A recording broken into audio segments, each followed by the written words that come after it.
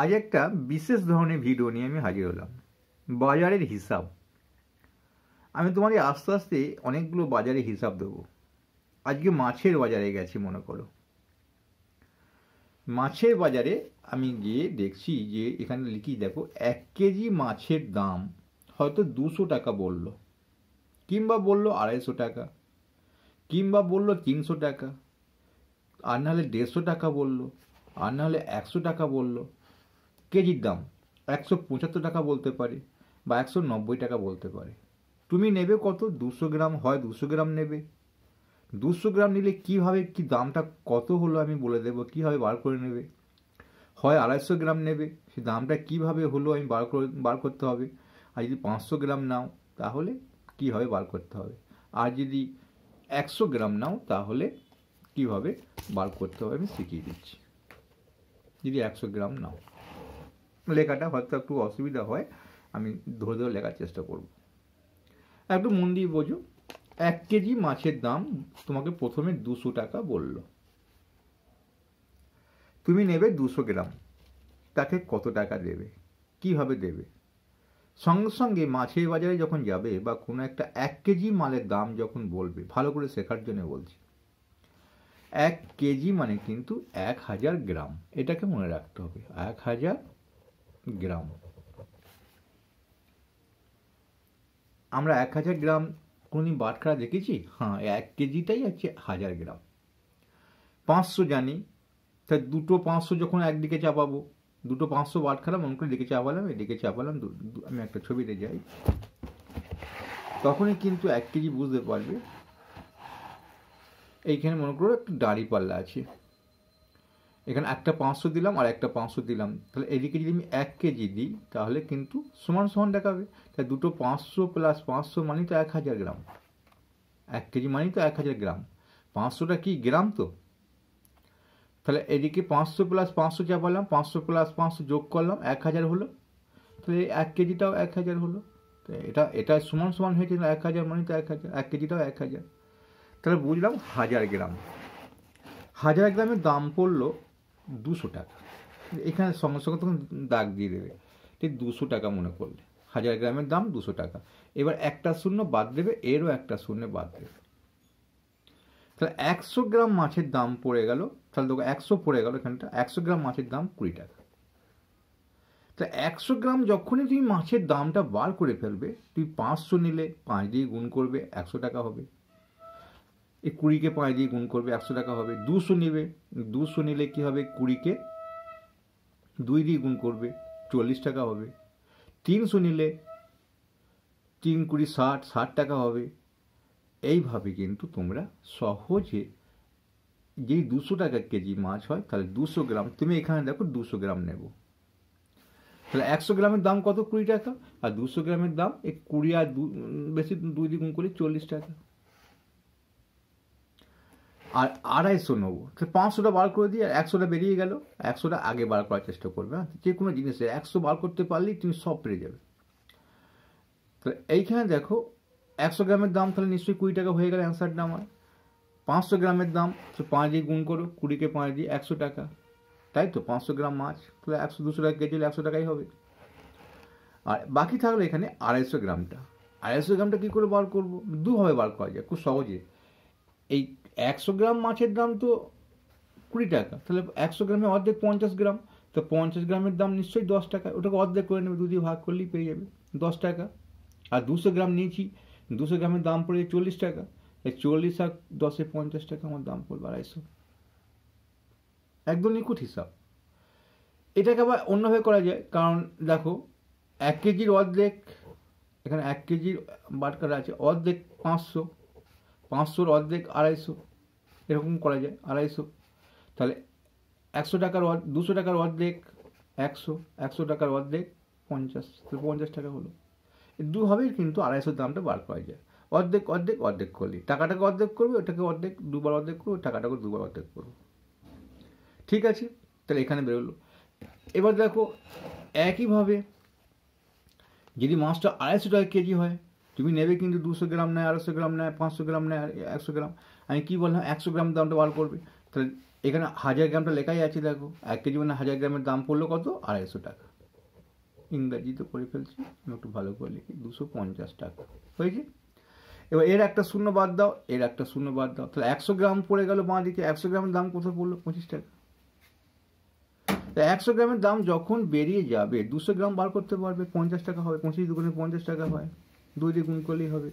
300 গ্রামে বাড়বে, 500 গ্রামে পারবে, 5 দিয়ে গুণ করলেই পাবে। শুধু 250টা, এই 250 গ্রামটা বার করতে হবে। তখন কী করে করবে, এর 50 করতে হবে, মানে এর অর্ধেক করতে হবে। 25-এর অর্ধেক কত, 12.5, মানে 12 টাকা 50 পয়সা। আর 200 দাম করবে 25 দুগুণে 50 আর 12 টাকা, 32 টাকা 50 পয়সা 250 দাম পড়বে। না, একটু ভুল বললাম, 25 দুগুণে 50, 52, 25, 200 তো নিতেই হবে, 100 দাম তো 25, কারণ এদিকে কাটাকাটি করেছি, এদিকে একটা শূন্য বাদ দিয়েছি। তাহলে 100 দাম পেয়ে গেছি 25 টাকা, তাহলে 200 দাম পড়বে 50 টাকা, 50 টাকার 12 টাকা 50 যোগ দাও, তাহলে 62 টাকা 50 পয়সা তোমার 250 মাছের দাম পড়বে, যদি তোমার 250 টাকা কেজি হয়। ঠিক আছে, এবার দেখো 300 টাকা কেজি বলেছি, তুমি সেই একই জিনিস করবে। 1000 গ্রামের দাম 300 টাকা, 300। এখন একটা দাগ দিয়ে করে নেবে, একটা শূন্য বাদ দেবে, তাহলে 100 গ্রামের দাম পড়লো 30 টাকা। 200 গ্রামের দাম 60, 2 দিয়ে গুণ করবে 60 টাকা। 300 গ্রামের দাম 3 দিয়ে গুণ করবে, 30 3 90 টাকা। 400 গ্রাম হলে, এবার 250 হলে পরে কী হবে, 200 তো 60 টাকা হলো নাকি, 2 দিয়ে গুণ করলে 60 টাকা হবে 30-কে। আর 50-এর দাম কত হবে, 30-এর অর্ধেক 15 টাকা হয়, তাহলে 15 টাকা, তাহলে কত হলো, 75 টাকা, যদি 300 টাকা কেজি হয়। এবার চলো 150 টাকা কেজি, তাহলে 1000 গ্রামটা লিখে নেবে, 1000 গ্রামের দাম 150 টাকা হলো। একটা শূন্য বাদ দাও, কত হলো, 100 গ্রামের দাম 15 টাকা, 200 গ্রামের দাম 30 টাকা হবে, 15-কে 2 দিয়ে গুণ করতে হবে। 300 গ্রামের দাম 15 3 45 টাকা হবে। 400 গ্রামের দাম 15 4 60 টাকা হবে। 500 গ্রামের দাম 15 5 75 টাকা হবে। অর্থাৎ এবার দেখো 250 গ্রামের দামটা দুভাবেই বার করা যায়, আমি বলে দিই, দেখো 200 বার করে নেবে, 200 আর 50, তবে 250 হয়। 350 হলে 300 আর 50, 300 দাম বার করবে, 50-এর দাম বার করবে। 450 হলে 400 দাম বার করবে, 50-এর দাম বার করবে। 50-এর দামটা সহজে হয়ে যাবে, 2 দিয়ে ভাগ করলেই হয়ে যাবে। এটাকে 2 দিয়ে ভাগ করলেই কত আসবে, এটা আসবে 8 2 16, 7 টাকা 50 পয়সা, 15 টাকার অর্ধেক, 7 টাকা 50 পয়সা। তাহলে এটা 50-এর দাম পেয়ে গেছি। এবার 450, 400 হলে পরে 15 4 60 টাকা, আর এই 7 টাকা 50 যোগ হবে, 60 টাকা, 15 4 60 টাকা 400-র দাম, আর 7 টাকা 50, 67 টাকা 50 পয়সা। তুমি তাকে 68 টাকা দিয়ে দেবে, এখন তো 50 পয়সা চলছে না। বুঝতে পেরেছ? 550 বললে 500-র দাম পড়বে 15 5 75 টাকা, আর তোমার 50-এর দাম পড়ছে 7 টাকা 50। তো 50-এর দামটা বার করে ফেললে 450, 550, 350, 250, 150 সব পেয়ে যাবে। 100 প্লাস 50 যোগ করে নেবে, 100 দামটা বার করে নেবে, 50 দামটা বার করে নেবে, 50টা এর অর্ধেক হবে। তো বুঝতে পেরেছো? এবার মনে করো 100 টাকা কেজি, এটা সোজা আছে, এটা সবচেয়ে সোজা। তাহলে 1000 গ্রামের দাম 100 টাকা, একটা শূন্য বাদ, তাহলে 100 গ্রামের দাম 10 টাকা, 50 গ্রামের দাম 5 টাকা।